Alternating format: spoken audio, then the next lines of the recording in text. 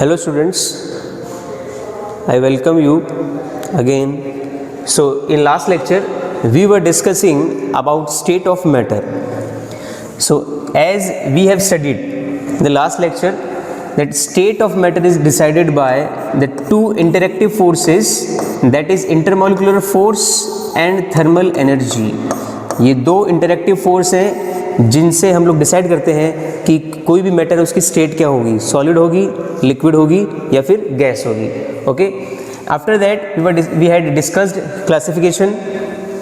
Classification of matter was discussed as below. Matter that is mixture and pure substance. Okay, and we had gone through detail of pure substance. So now we will detail with mixtures. It is very important. Okay, in the senior class, in 12th class, you will deal with this mixture nicely in much more detail, and even in this chapter also you will have numerous numericals regarding this mixture. See, now very fairly we are just going to start mixture. Mixture is divided into two categories. First is homogeneous mixture and second is heterogeneous mixture. First thing, what is mixture? It is first and foremost thing. What is mixture? See, as we know, pure substance have only one type of element. Only one type of entities are there. Only one type of atoms or one type of molecules are there. That is called pure substance. What about mixture? In mixture, we have at least two or more than two pure substance are mixed together, they are combined together, then mixture will be formed. It means कम से कम दो pure substance होने चाहिए या दो से ज़्यादा भी हो सकते हैं, उसी को हम मिक्सचर बोलेंगे. क्लियर है? आफ्टर कंबाइनिंग टू और more than two pure substance, after combining two और more than two pure substance we obtain mixture. Then the mixtures are divided into two categories, homogeneous and heterogeneous mixtures.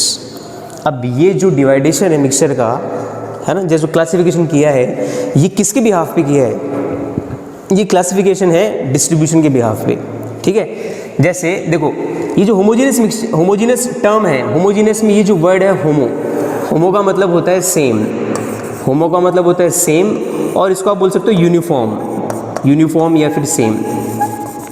ठीक है, और ये जो genus word है, इस genus word का मतलब होता है जनरेशन, GENERATION, जनरेशन, और इसको क्या बोलते हैं? फॉर्मेशन. क्लियर है? इसका मतलब ये है कि आपने अगर दो या दो से ज़्यादा प्योर सब्सटेंस मिक्स किए हैं तो वो ऐसे मिक्स होंगे कि वो जो मिक्सचर बनेगा वो एक ही दिखाई देगा. ठीक है, जैसे if I mix salt plus water, दोनों मैंने मिक्स किए, तो दोनों को मिक्स किया तो देखो ध्यान से देखो, सॉल्ट का फिजिकल स्टेट क्या है? सॉल्ट का फिजिकल स्टेट होता है सॉलिड, सॉलिड स्टेट में होता है. क्लियर है? वाटर लिक्विड स्टेट में होता है. क्लियर है?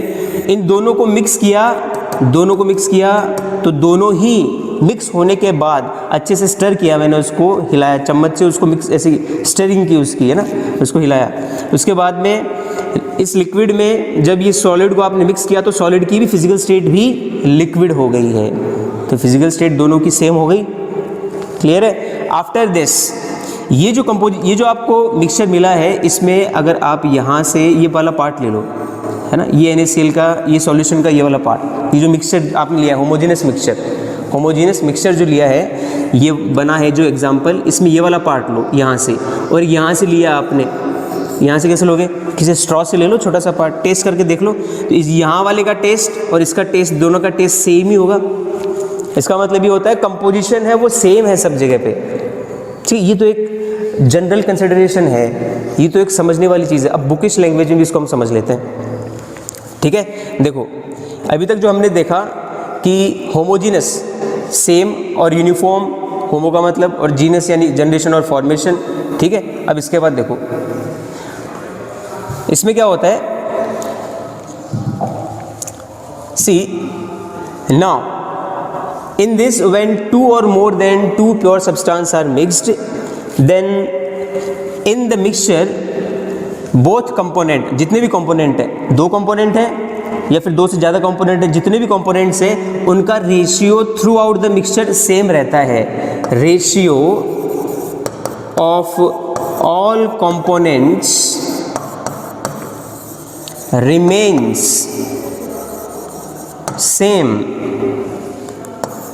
throughout the mixture, throughout the mixture, ये इंपॉर्टेंट है, ठीक है। होमोजीनस मिक्सचर की सबसे खास बात यही है, होमोजीनस मिक्सचर की सबसे खास बात ये है ratio of all components remain same through out the mixture. Salt को लिक्विड में यानी वाटर में मिक्स किया, ठीक है। मिक्स करने के बाद में ये जो मिक्सचर बना है इसमें आप कोई सा भी पार्ट ले लो, थ्रू आउट द मिक्सचर इसमें सॉल्ट का और वाटर का रेशियो सेम रहेगा, इसीलिए इस मिक्सचर को बोलते हैं, और ऐसे मिक्सचर को भी बोलेंगे होमोजीनस मिक्सचर, ठीक है। ऐसे बहुत सारे एग्जाम्पल है, जैसे शुगर है, शुगर को अगर वाटर में मिक्स करेंगे, अच्छे से मिक्स करने के बाद में शुगर का वाटर के साथ जो कंपोजिशन है, ठीक है, वो थ्रू आउट द उस सॉल्यूशन में सेम मिलेगा, ठीक है।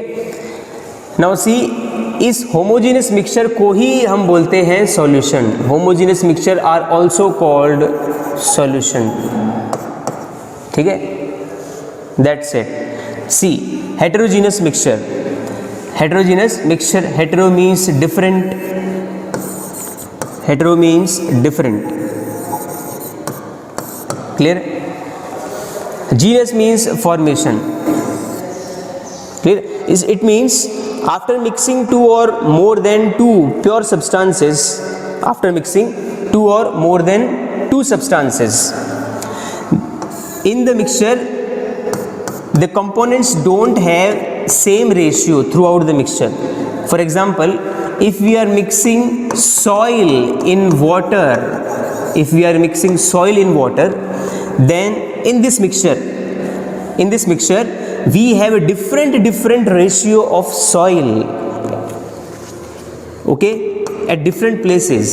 Like we will have very less amount of soil in the upper part of water or upper part of this mixture, ठीक है, but we have the more amount of soil at the bottom part of the mixture, more soil is present here, less soil particles are present here, less soil particles, clear. Now see, we can see it easily कि हमको यहाँ पे जो soil particles है उनका distribution बराबर नहीं जा रहा है, तो इसके पीछे रीज़न क्या है, ठीक है। ये हेटेरोजीनस मिक्सचर बनने के पीछे और होमोजीनस मिक्सचर बनने के पीछे रीज़न क्या है, that is called dissolution.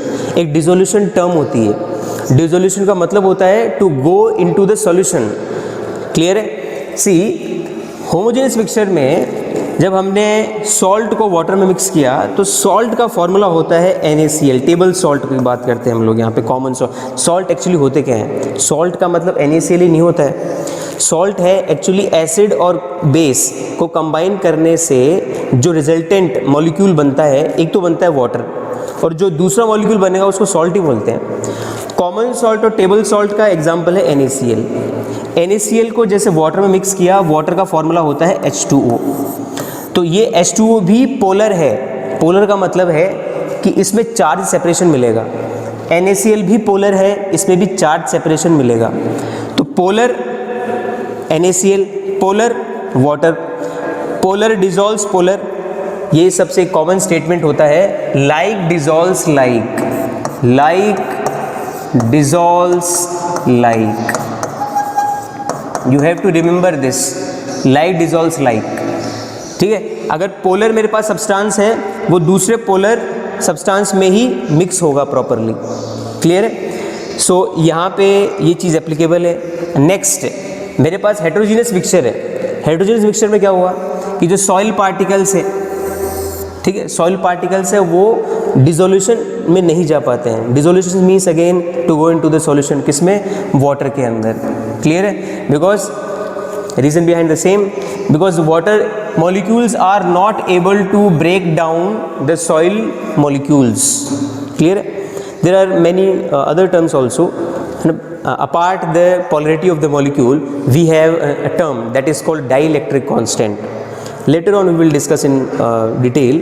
Clear? Now we must have idea about homogeneous and the heterogeneous mixture. Clear? Next, properties of matter and their measurement. Now see, it's important. Properties of matter, what are these? See, properties of matter are again divided into two categories: physical properties and chemical properties. It's important. Physical properties and chemical properties. And what are these? In physical properties, there are melting point, boiling point, they are considered. In the chemical properties, there combustion है, burning है, reactions are considered in the chemical properties. Okay, in the physical properties you had studied what is melting point and what is boiling point. It is very important. You know what is melting point? We take water as a standard to define the melting point and the boiling point, both the terms. So firstly I will define both the melting point and boiling point. Clear? See this. What is melting point? Melting point is